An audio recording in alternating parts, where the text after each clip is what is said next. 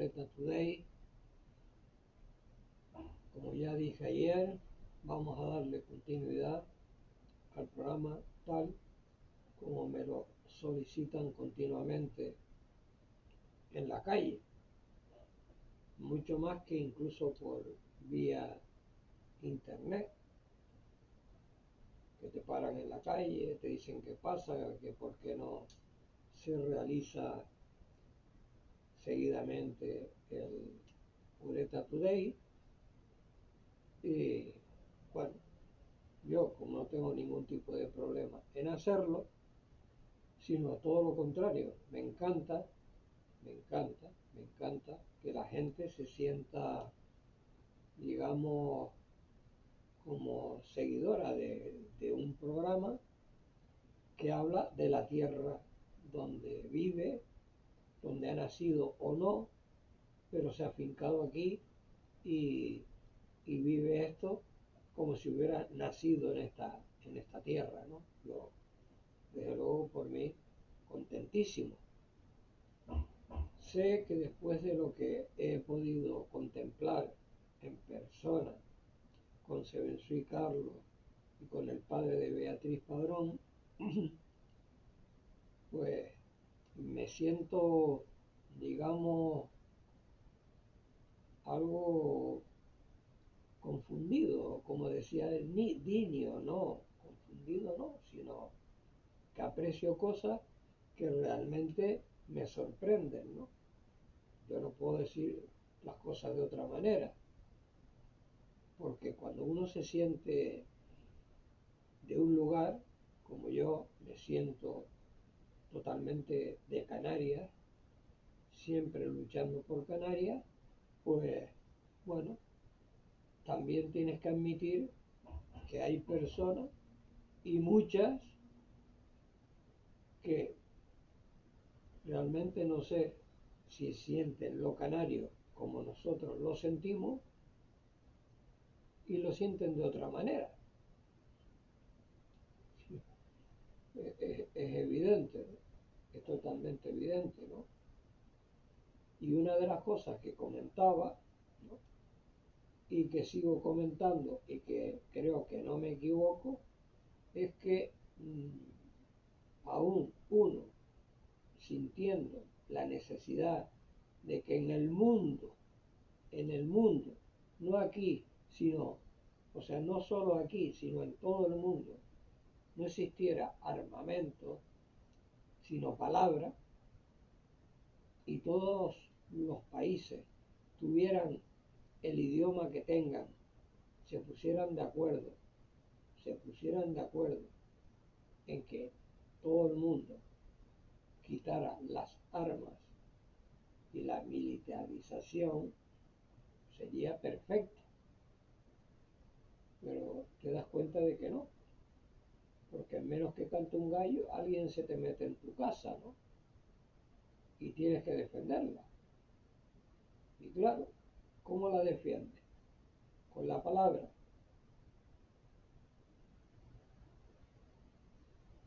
Y claro, hay muchas cosas que nosotros los puretas pues teníamos un concepto de las cosas muy diferente a lo que sucede hoy en día, ¿no? Pero totalmente diferente. Porque tú salías a la calle y sabías que no te ibas a encontrar con ningún tipo de problema. O dejabas la puerta de tu casa abierta y sabías que no iba a haber ningún tipo de problema. Es más, el vecino o la vecina pues no tenía ningún problema con ellos, ¿no? Sino más bien había un trato cordial, afectuoso, había una convivencia. De hecho, pues siempre he contado que de niño, cuando los mayores hablaban, los niños se retiraban, o cuando los mayores querían que los niños escucharan, los reclamaban y nos uníamos y escuchábamos las conversaciones que ellos tenían. O recuerdo de niño, no solo en el Bar Atlántico, ¿no?, sino en otros lugares de Santa Cruz, donde se reunían pues personas que no tenían la idea de lo que se estaba viviendo, hablaban entre ellos, hablaban en una reunión entre ellos y tú escuchabas. Pero claro, con aquella edad tú no entendías, solamente escuchabas. Y a medida que van pasando los años, a medida que vas creciendo, pues aquellas conversaciones que tú escuchabas, le empiezas a buscar un significado. Y yo, pues claro, hasta que no tuve pues, 30 o 40 años, no les sacaba el jugo a aquello que se hablaba, ¿no? No, no, porque estaba más integrado en otro tipo de onda en la que eso no tenía que ver nada en absoluto. Es más, ya he comentado muchas veces que no había niño ni niña en Santa Cruz que no hubiera pasado por el Frente de Juventudes o la sección femenina, ¿no? Estábamos, estábamos en ello. ¿Y cuál era el significado de aquello? Ni idea, ni idea, porque no se comentaba. Usted no sabía nada. Usted iba nada más que a divertirse, a entretenerse, a pasarlo lo mejor posible en un tiempo en el que especialmente hay que poner un monumento a las mujeres, porque gracias a ellas, usted comía y bebía todos los días. Yo recuerdo, por ejemplo, que mi madre hacía un caldero grande de lentejas, después de sentarte en la mesa y quitarle las piedritas a las lentejas, y tú comías durante 3 días lentejas, ¿sí? Y a lo mejor no tenías ni fruta que echarle detrás de las lentejas, ni un huevo tampoco, porque además el huevo era una cosa de la gente de dinero. Como estaban ustedes escuchando, el huevo era un alimento nada más que para la gente de dinero.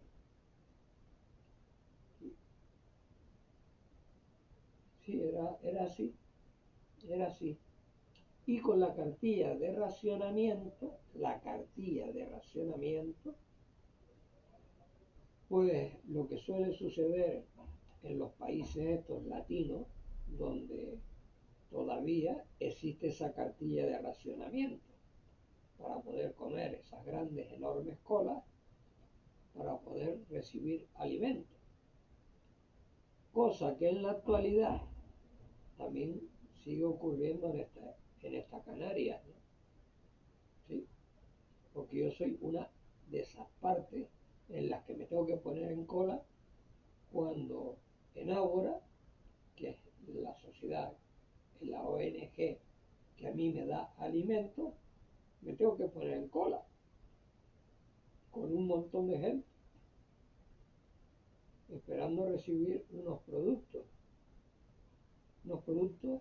que a veces tienen una caducidad inmediata, que no tienen una caducidad a lo largo, ¿no?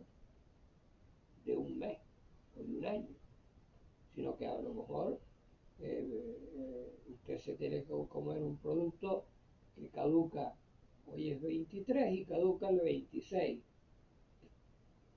o el 25. Y si usted vive solo, como es mi caso hasta el momento, aunque espero que muy pronto ya no viva solo, pero porque ya se están arreglando las cosas de tal manera que todo se va a solucionar en, en mi favor, pues lo que digo, ¿no? Lo que estoy diciendo, y es que realmente hemos mejorado en muchas cosas, pero hay otras en las que no concibo lo que está pasando. No lo concibo, porque resulta que los hijos de aquellos que fueron los que estuvieron en el lado vencedor, ¿sí? Pues no han asimilado demasiado que ya aquello terminó, sino que como si siguiera ocurriendo, ¿no? Y los vencidos se quieren poner a la altura del vencedor haciendo lo propio que el vencedor, ¿sí? O superándolo. Y por eso ocurre lo que está ocurriendo. Es decir, que como yo quiero estar por encima del otro, pues ocurre lo que está ocurriendo. Pero es una cuestión que se asimila bastante poco, se asimila muy poco, ¿sí? ¿Sí? Porque siempre se busca estar fastidiando al otro. Y el fastidiado dice, ojo, si tú me vas a fastidiar a mí, yo te fastidio a ti también. Y entonces es lo que yo siempre comento, y es que mientras no haya un entendimiento, que vaya en línea recta, sino que va con muchas curvas, la cosa está siempre peleaguda. Lo acabamos de ver, y no es una cuestión de Canarias, ¿no? Es una cuestión nacional, ¿sí? Y nosotros a la distancia que estamos, porque no olviden jamás que nosotros estamos en África, ¿sí? Geográficamente estamos en África. Y sin embargo nos sitúan en Europa, en la península y en Europa. No, ni en transporte, ni en comida, en nada, en nada. Nosotros aquí sufrimos la calima, por ejemplo, sufrimos la calima, ¿sí? Yo conozco la calima desde que tengo uso de razón, pero no solo eso, sino que yo viví la época de la langosta, ¿sí? Yo era un niño y veía el cielo color naranja, volando todas aquellas langostas y que caían encima de ti y en tu casa. Y nosotros como niños, aquello para nosotros era una aventura. La langosta era una aventura, sí, una aventura. Recuerdo que las cogíamos, le poníamos un hilito en una de las patas y íbamos como cuando se va con una cometa, con la langosta, ¿eh? Y les tiraban polvo para matarla, pero cuando el viento, que es el único, que usted sabe que existe el viento, pero no lo ve, claro, es una cuestión de la naturaleza. Usted la lluvia sí la ve el agua, pero el viento no lo ve, lo siente. Una cosa es sentir y otra cosa es ver, ¿no? Y usted el viento lo siente. Y el viento, pues es el que mueve las nubes y mueve a la langosta, cosa que gracias a Dios no ha vuelto a ocurrir, porque la langosta a la agricultura la dejaba pero seca, completamente seca. Había que estar echando eh, cosas químicas para eliminarlas. Pero eran tantos millones y millones de langostas que era, vamos, durante el tiempo que duraron aquí, durante ese tiempo, nosotros, los niños, eh, para nosotros era una cosa estupenda, sí. Nosotros disfrutábamos con aquello.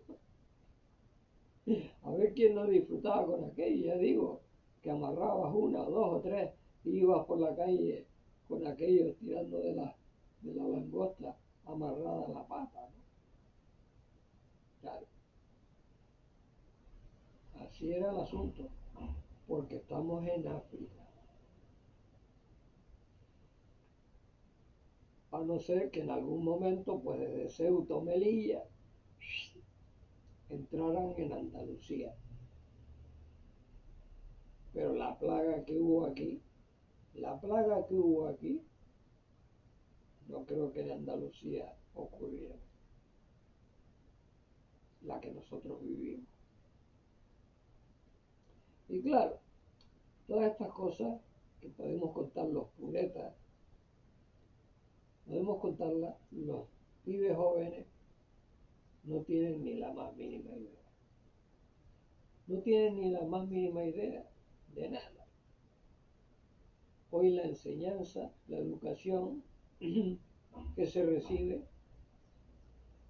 es muy, y como hay una permisividad enorme de la que nosotros no pudimos tener en absoluto, lo nuestro era obediencia, respeto, educación. Y hoy obediencia, respeto, educación es algo que no digo que sea la mayoría, ni la minoría. No sé, porque eso no es hacer una encuesta. Eso simplemente es escuchar, ver, salir a la calle y apreciarlo, ¿no? Porque es en la calle, la cultura se aprende en la calle y en los libros. La cultura se aprende en la calle y en los libros. Porque en el colegio ya sabemos que según donde tú estés, no es lo mismo la enseñanza en un colegio público que la enseñanza en un colegio religioso. Son dos puntos totalmente distintos. Cada uno enseña a su manera. Y claro, dependiendo de la familia, siempre ha ocurrido eso. Nosotros, los pibes jóvenes, en aquella época, pues éramos hijos de padres humildes. Y claro, ver, no sé si es cuestión de celos, de envidia o de qué, pero viendo aquellos escolares en las escuelas pías en San Ildefonso, que se gastaban el lujo de vivir de una manera mucho más cómoda, mucho más, tenían de todo lo que se podía tener, ¿no? Cosa que uno no podía tenerla. Y así todo, yo soy de uno de los que no se pueden quejar demasiado, porque mi padre, al fin y al cabo, estuvo un tiempo sacrificándose con mi madre, y estuve en el colegio San Ildefonso, hasta que ya no se pudo aguantar más, porque económicamente era imposible. Pero estuve en el colegio San Ildefonso. Y claro, allí con qué te topabas en el colegio San Ildefonso, pues te topabas con gente que sí podía, tenía un poder económico eh, que tú no podías tener. Y cuando te decían, pues te tienes que poner un pantalón de tipo determinado o una camisa determinada, era complicado. Y entonces existían lo que era la convivencia ciudadana. las madres, que siempre hay que ponerlas allá arriba, a pesar de que nuestros padres no consideraron las cosas de la misma manera que yo las veo, las madres te hacían una camisa, te hacían un pantalón, te hacían un surcido, te decían, no, mira, durante estos 5 días usa las alpargatas y cuando juegues, no juegues con las alpargatas, porque las alpargatas, si las estropeas, no hay dinero para comprarte otras y no vas a ir descalzo. Ese era el quid de la cuestión. Y entonces tú, si podías tener unos zapatos, esos zapatos eran, vamos, eran en el armario, eran un monumento, ¿no? Oh, hoy me voy a poder poner unos zapatos. Por eso cuando mi padre me dijo, tienes, bueno, lo que me había pasado en el fútbol, ¿no? Que me habían insultado porque tenía las patas peludas. Sí. Que yo decían que pasaba de la edad porque tenía las patas peludas. Pues mi padre, al verme que tenía mucho pelo en los muslos y en los pies, pues dijo, ya es hora de ponerte unos pantalones largos. Ya se acabaron los pantalones cortos. Y entonces fue cuando me llevó a Mariquita La Mora, la madre de René, de Almacenes René, que tenía la tienda allí, un poquito más arriba, en la esquina de Rambla de Pulido. Y entonces allí me llevó y me compró un traje, color azul, azul marino, una chaqueta y un pantalón. Y claro,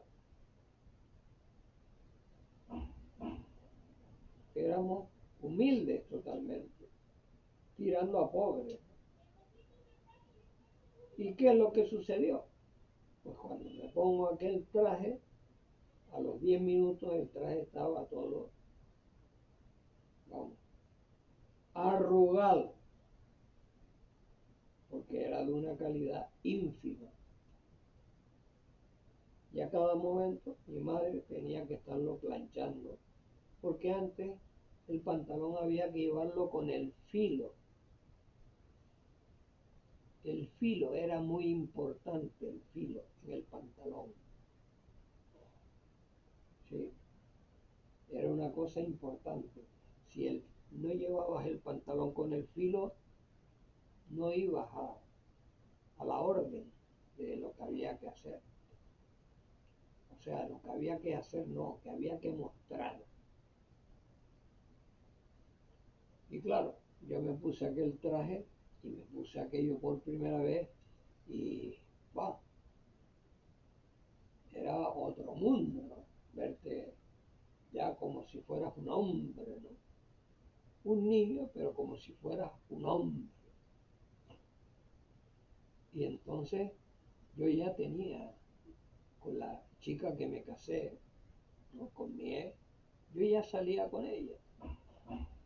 Incluso tengo una fotografía en el Ideal Cinema, en el cine, que fui a un baile con esa ropa que me compró mi padre. Y no sé si le costó 100 pesetas o 150 pesetas, que aquello era dinero en aquella época. Y yo con aquella ropa. Era una cosa tremenda, ¿no? Una cosa que hoy no se valora en absoluto, porque hoy pues tener un pantalón, una camisa y tal, eso lo tiene cualquiera, hasta el vagabundo lo tiene, porque hasta ahí esos sitios donde usted coge la ropa que ya no usa, ¡pa! La tira allí y pasa a alguien y le gusta algo que ve y rápidamente coge el tema y se lo pone, ¿no? Me imagino que lo lavará primero, ¿no? Pero bueno, la cuestión es que se van dando cuenta de los cambios, ¿no? Los cambios que van ocurriendo, que van sucediendo uno tras otro, hasta llegar hasta este momento tan diferente.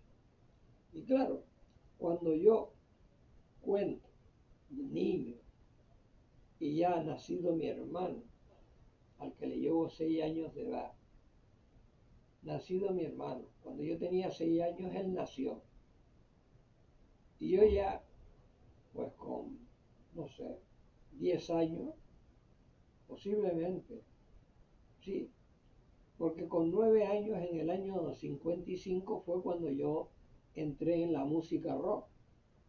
No es que entré, sino escuché,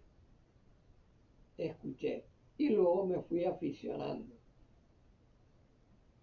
Entonces, digamos que a partir de ese momento, pues con el tema de mi padre, de los bares, y los empleados que para él eran amigos, no eran como hoy se expresan las empresas, ¿no? Que el empresario está allá o el encargado está allá y los empleados están allá, ¿no?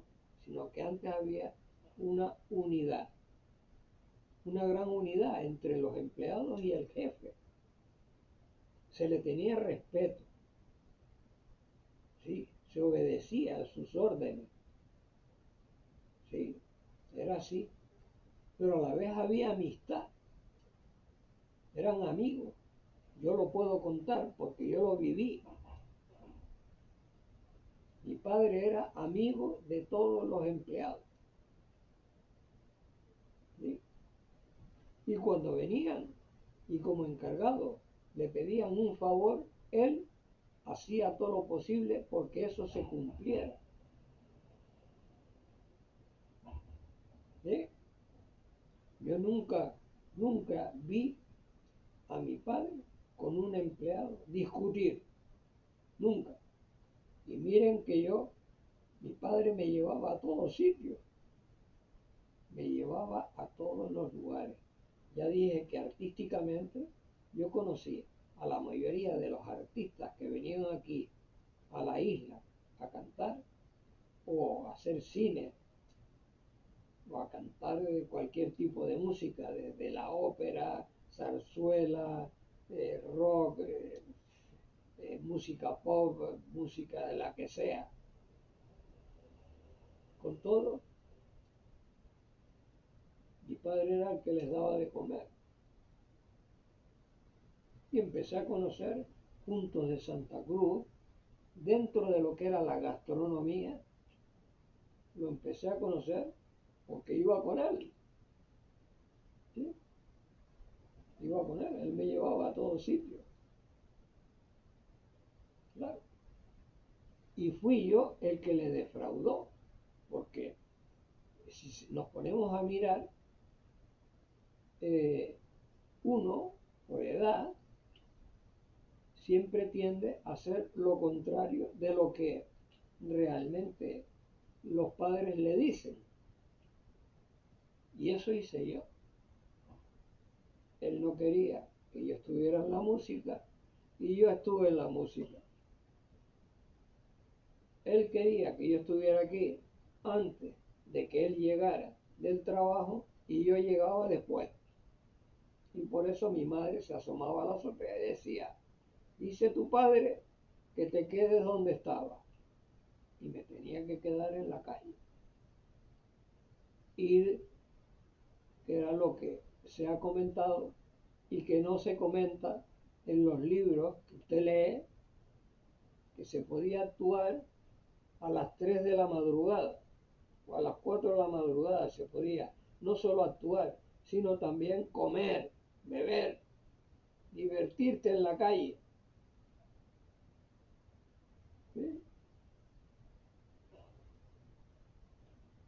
viví eso. ¿Sí? ¿Sí? Así era el asunto. Así era como funcionaba Santa Cruz de Tenerife ciudad en lo que yo la conocí. Y como siempre digo en mis escritos, gracias a mi hermano Agustín Tino, que me dijo, prepara a estas chicas que quieren cantar, Cristina y Raquel de Scrabble, es cuando empiezo con la música infantil a conocer la isla de Tenerife en los puntos no principales. Los puntos principales los conocía. Granadilla, Pico de los Vinos, Los Realeos, La Victoria, La Matanza, todo eso lo conocía. Pero los interiores de esos sitios no. Y eso todo empezó a surgir a través de Fresina Tantur, cuando te decían, vete a Villa Isabel, Villa Isabel, vete a Tijoco, Tijoco, y vete a San Francisco, vete a Llanito Pereira, vete a Santa Bárbara, vete, no sé, es que empieza uno a recordar ese tiempo y lógicamente es para rellenar 50 folios poniendo nombres de los que no tenía ni idea en absoluto. Y gracias a Fresina Cantú empecé a conocer todos esos lugares que habían sitios que eran tan chiquititos con una iglesia, una plaza y cuatro casas de aquella época, de teja, con una pequeña finca donde el dueño del lugar era agricultor y entonces allí se plantaban las papas, los tomates, el plátano, la cebolla, el tomate, todo, el tomate, todo. Y usted iba allí y claro, ¿qué sucedía? Que si yo cogía una guitarra y me ponía a tocar mi amor enteros de mi novia Popotito, sus piernas flacas son un par de carricitos, y cuando a la fiesta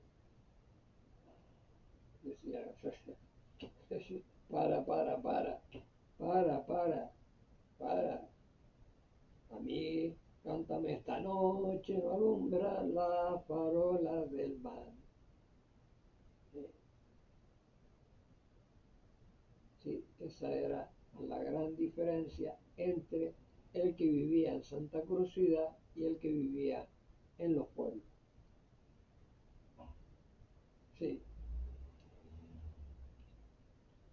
pero que vivía en los pueblos, en los barrios de los pueblos, porque la gente de los pueblos estaban mucho más avanzada en muchas cosas.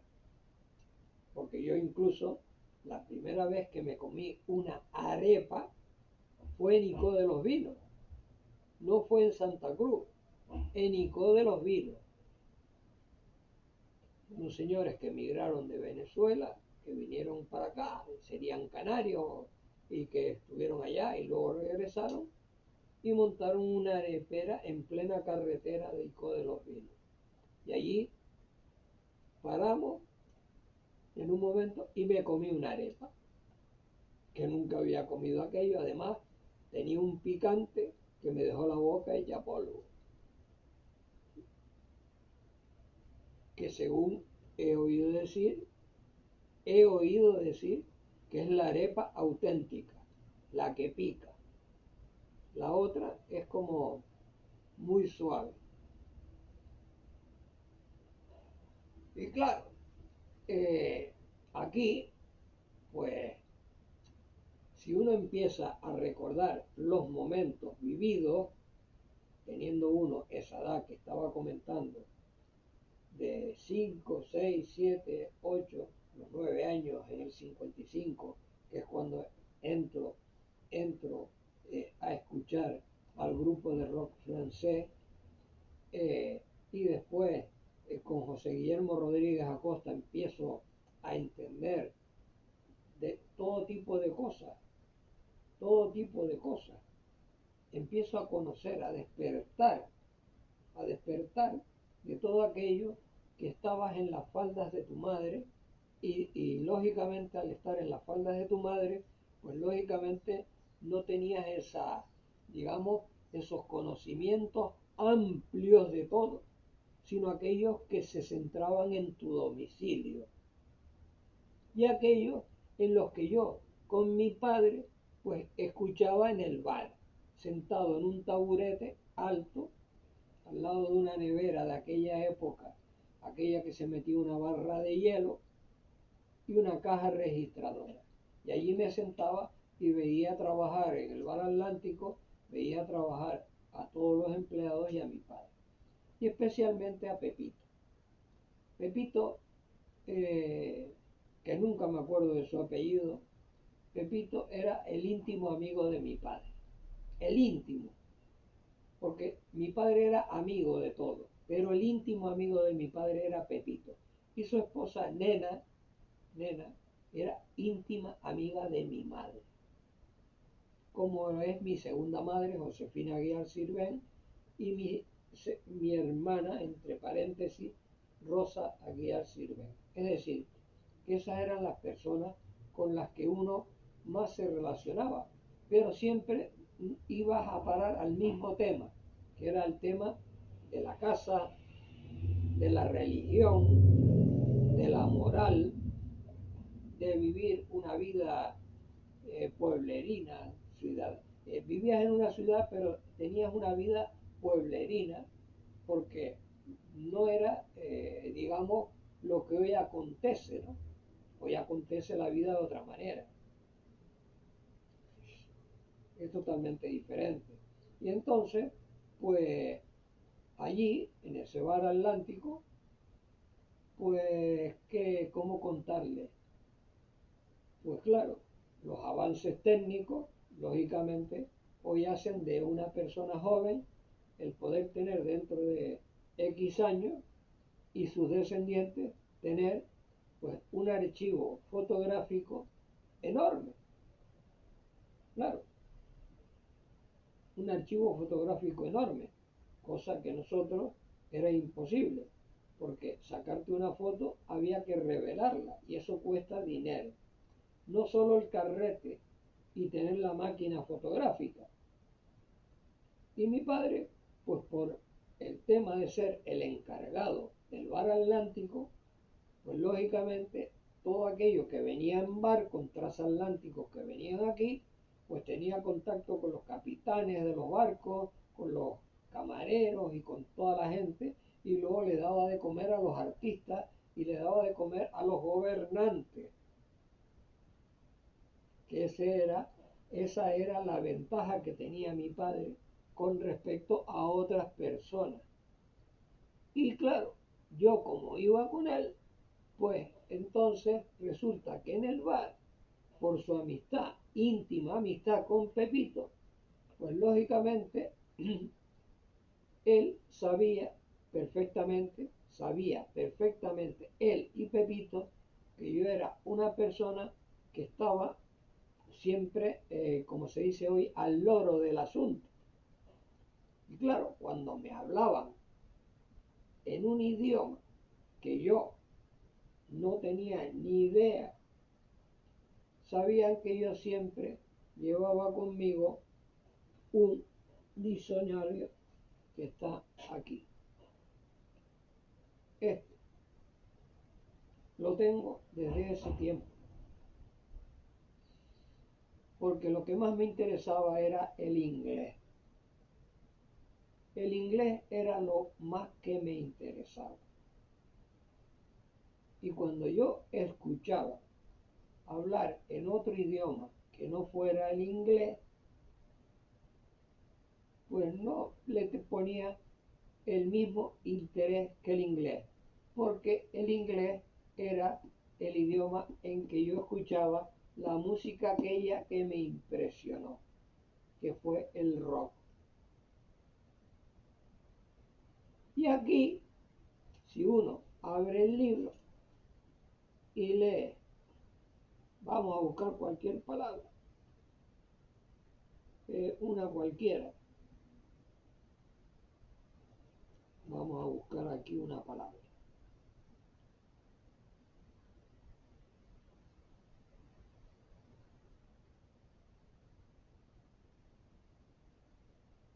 Por ejemplo, aquí encontré énfasis.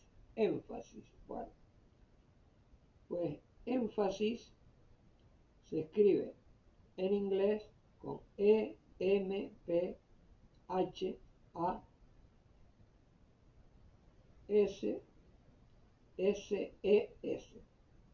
Sí, pero a continuación, entre paréntesis, le pone cómo se pronuncia. Y entonces usted lee aquí que se pronuncia énfasis. Énfasis. Sí, sí. Énfasis. Y ese era el quid de la cuestión, porque yo escuchaba la música en inglés, escuchaba la pronunciación y me venía aquí. Y miren cómo se conserva el libro. Está como si no se hubiera usado, porque tenía, esto para mí era la Biblia, era sagrado. Y sigue siendo sagrado, porque conocer un idioma al completo, eso no creo que nadie lo conozca. No creo que nadie conozca un idioma al completo, porque la gramática es complicada. Y eso que cuando yo, por mi etapa de golfillo, iba mi madre al instituto, mandada por mi padre, porque me trincaron jugando al futbolín. Y los profesores le dijeron que yo no estaba ya ni en la lista apuntado, porque no iba ni por clase. Y la profesora de gramática le dijo a mi madre, una pena a su hijo, porque su hijo tiene una redacción y tiene unos conocimientos de gramática muy amplios,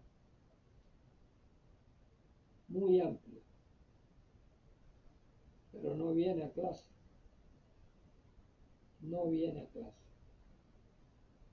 Claro, yo estaba en otro mundo, que me metieron en ese otro mundo con 12 años de edad, un año antes de marcharme a la península, claro, un año antes de irme a Sevilla. ¿Sí? Y entonces, claro, ya sabiendo lo que sabía con 12 años, ya era muy complicado con esa edad asimilar cambios que no fueran dentro de lo que yo estaba viviendo en ese momento.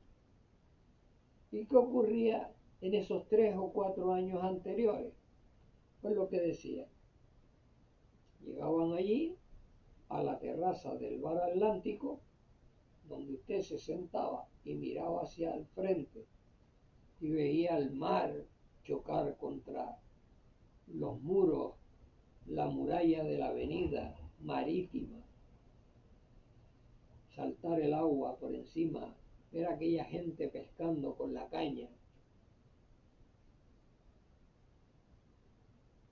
Y usted, ya fuera con su familia, o ya fuera ya que usted tenía, pues ya con 11, 12 años, ya tenía su pequeña novita, la pequeña chiquita con la que usted podía salir, pues entonces usted se iba al muelle sur por la parte de arriba y aunque no era muy largo, usted se podía recorrer el muelle paseando, cogiditos de la mano, de vez en cuando un besito.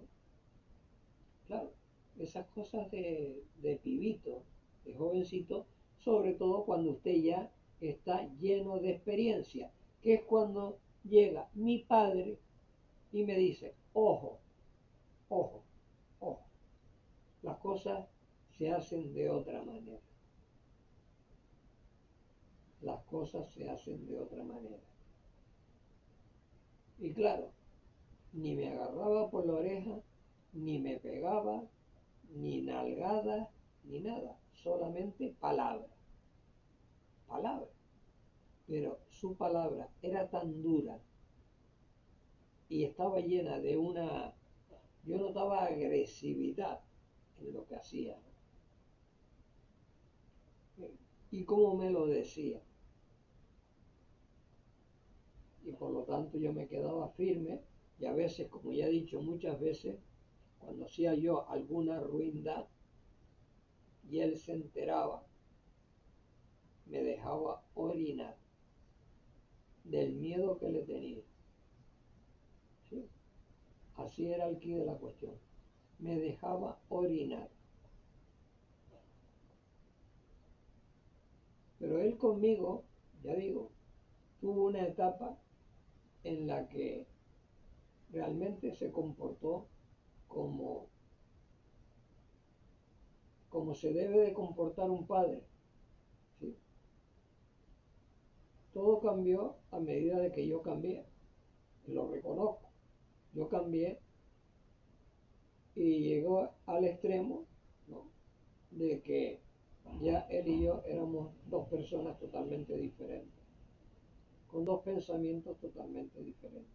Pero en aquella época, como sigo diciendo de antes, eh, pues en el bar Atlántico, al no existir un móvil como existe hoy en día, que usted puede tirar una foto, pues venía un personaje importante, ya fuera político, artístico, no sé, un capitán de barco, con el que Pepito inmediatamente me relacionaba y yo, pues, con la edad que tenía, pues para mí, claro, era una persona adulta, una persona mayor, y claro, viendo hoy la fotografía de esa persona y saber que estuve con ella, con esa persona, pues te da no sé qué, el no poderlo mostrar, no poderlo enseñar.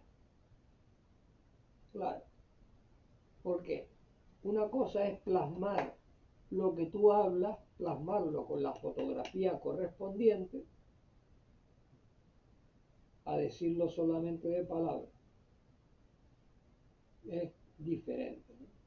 Entonces, pues claro, usted diga, pues estuve hablando con Onassis, estuve hablando con Churchill, estuve hablando con María Callas, estuve hablando con Jacqueline Kennedy. Claro. Es decir, estuve hablando con Gila, me fui con Gila al Teatro Guimerá, aunque tengo una foto, tengo un autógrafo, ¿no? Lo ayudé a montar lo, eh, toda la cuestión de los sacos para hacer la barricada, ¿no?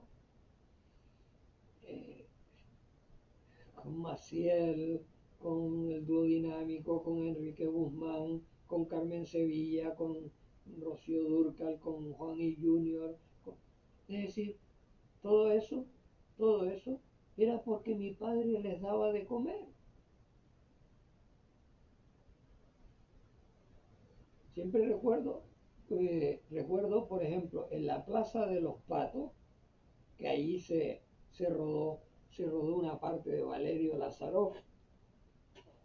Recuerdo que el hombre hablaba, creo que era rumano o es rumano, y me pasó la mano por el pelo, por la cabeza, y me habló en un español extraño, más en aquella época. ¿Qué estaba, no sé qué? No, prácticamente no puedo decir ni lo que me dijo, ¿no? Pero claro, si usted en ese momento tiene un teléfono móvil y llega una persona y le dice a usted, mire, por favor, sáqueme una foto con Valerio Lázaro o con Carmen Sevilla o con, no sé, o cuando conocí a Carmen Maura, o cuando conocí a Gracita Morales, ¿sí? ¿No? Porque se casaron con gente de aquí, de Tenerife, gente que estaba dentro del tinglado que nosotros movíamos, dentro de lo que era el kiosco Numancia. El kiosco Numancia era un centro de reunión, donde venía hasta este señor Matamoros, creo que se llama, no apellido, pero no me acuerdo. Matamoros, ¿no? Y nos sentábamos allí y hablábamos precisamente de música rock. Era de lo que hablábamos, de la música rock, en el kiosco Numancia. Ya digo que este Pureta Today de hoy, como serán los siguientes, serán de recuerdo de cosas que me pasaron, de cosas que puedo contar y algunas hasta mostrar, pero la mayoría serán sin muestras, porque ya digo que la muestra es una cuestión difícil. Es como cuando me escribió el otro día Ángel Moll, ¿no? Con el que le tengo un gran cariño, le tengo mucho cariño, de hecho he conservado sus fotos y las he publicado con el grupo Ventacaise, o los llevé a actuar al Jumbo, ¿no? Cuando hacía el Jumbosi con Jesús Beltrán, cuando de la Gogo pasó a llamarse el Jumbo, y yo traía grupos de Las Palmas para que actuaran en el Club Agogo y después en el Jumbo, pues decía Ángel Moll, ¿no te acuerdas cuando yo llegué en Somosierra y estaba Fariña, que fue el primer manager, el único manager que yo conocí legalizado con oficina?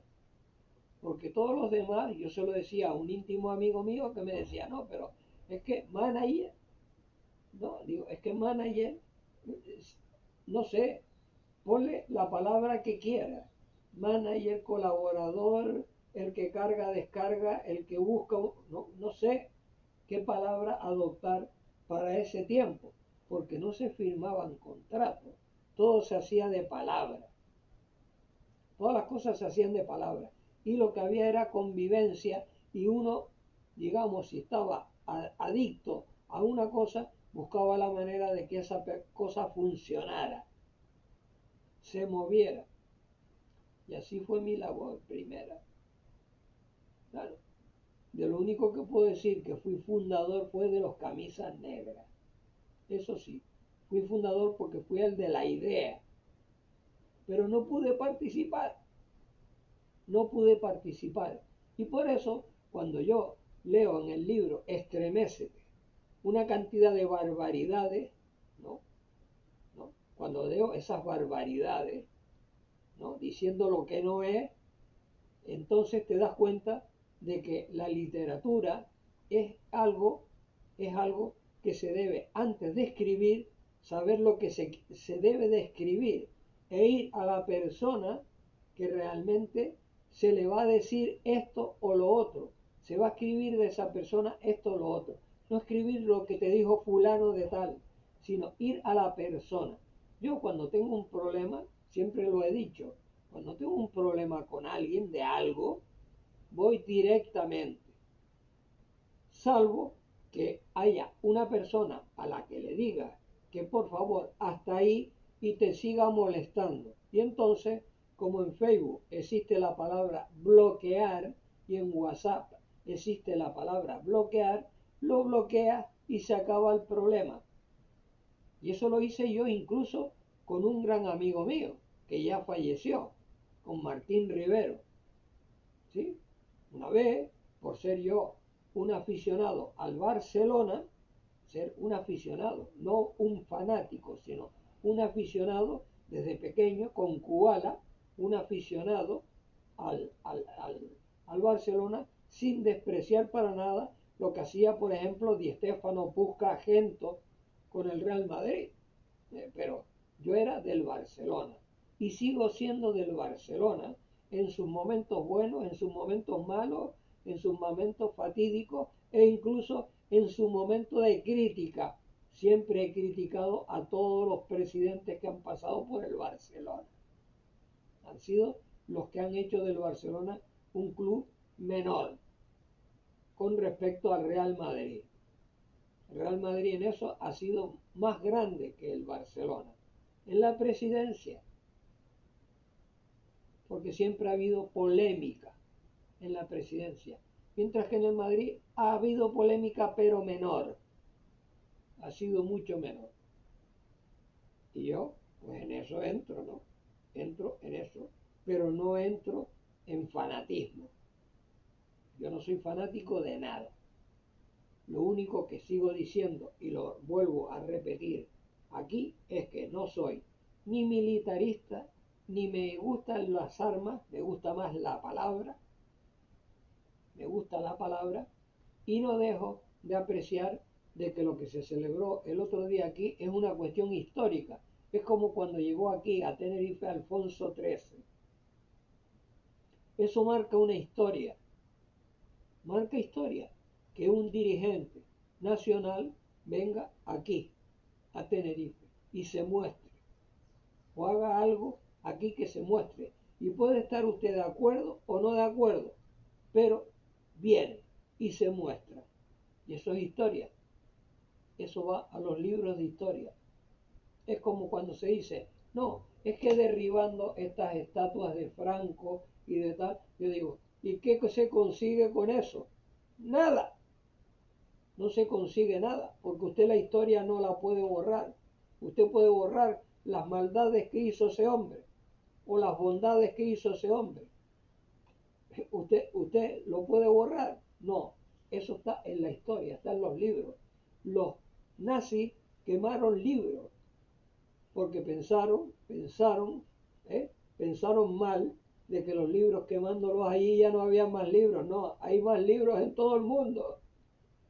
Y los libros siguen existiendo y la historia se sigue escribiendo. Y yo, para finalizar hoy, el pureta de hoy, vuelvo a mostrar el libro que ya les dije, que debe tener todo el que se sienta canario. Natura y cultura de las Islas Canarias. Este libro le explica a usted las salvajadas que se hicieron como las bondades que se hicieron. Y le explica a usted cómo se vivía en la época colonial. Porque yo en la aborigen estoy en el aire. Unos dicen una cosa, otros dicen otra. Y usted sabe perfectamente que todas esas personas que han escrito todas estas cosas, escriben desde el punto de vista de ellos. Desde el punto de vista de ellos. No desde el punto de vista de lo que sucedió en realidad, sino desde el punto de vista imaginativo. Y no solo pasa en Canarias, pasa también en Egipto y en México y en Perú y en montones de sitios que la gente escribe por lo que cree. No, aquí bajaron los extraterrestres e hicieron esto. Usted lo sabe. Usted lo sabe. ¿Quién lo supo? ¿Vivió usted eso? No. Cuando no se vive es complicado escribir. Es muy complicado escribir. Usted escribe y el papel lo aguanta todo. Y luego el que lo lee lo puede creer o no. Y pasa con la política. Los que están al lado de una facción creen a este señor que insulta al otro. El otro no lo cree, insulta al otro. Y es como un partido de tenis, ¿no? Donde, por cierto, tengo de aquí felicitar a Alcaraz, al tenista Alcaraz, que hizo una gesta que, vamos, no tiene nada que ver con el Pureta Today, tiene que ver con el hoy de hoy. Después de perder 2 sets, fue capaz de ganar 3 y llevarse el Roland Garros. Yo le aplaudo desde aquí, porque lo que hizo es histórico. Eso marca historia. Esas cosas son las que marcan historia. Y yo espero que este Pureta Today marque historia dentro de 50 o 100 años marque historia por las personas que han pasado por aquí, como Chacho Bouzou, Rosendo Alcolea Cruz, Jorge Santana Rafael, su esposa, gente que ha pasado por aquí, ¿no? Ya ha marcado historia. Porque esto, al estar grabado y poderse ver dentro de X años, a lo mejor con una técnica totalmente distinta, porque el avance robótico es así, va avanzando, y cada vez las cosas se van reduciendo de tamaño. Antes era la pantalla del televisor de culo grande y ahora es estrecho, y mañana a lo mejor, pues, no sé, lo llevará usted en la uña, ¿no? Verá usted la televisión o las cosas en la uña, no sé, o en el botón de la camisa, si es que se usa camisa y no ve usted como un robot. Porque la robótica, ya lo dije, en el campeonato del mundo de fútbol terminará, como sigan sucediendo las cosas como están sucediendo, terminará por haber un mundial cósmico. Bueno, pues hasta mañana si Dios quiere.